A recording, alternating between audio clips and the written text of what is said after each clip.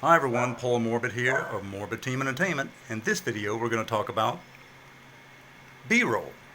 B-roll are those scenes filmed in black and white in experimental horror or any other type of film that are short, close up and to the point that explain the action going on, such as the perpetrator, the killer's weapon, the glisten of the blade, the close-up of their walking feet, or the victim, their wide eyes.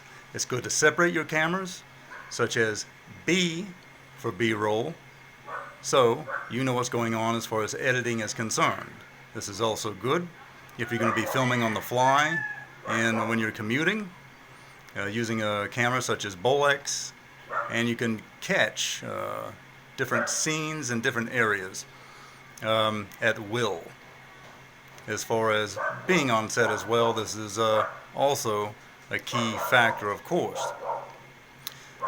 B-roll will definitely explain the action that is very important, especially for experimental horror films, without saying too much at all, which is the key factor in experimental horror.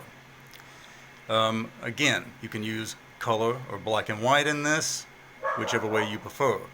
Alright, so this is B-roll, a part of the scenes of the film that will explain much, saying very little or nothing at all. Alright, hope you've enjoyed this video and on B-roll, and do subscribe to my YouTube channel and put a like on my videos. Thanks a lot, and bye-bye.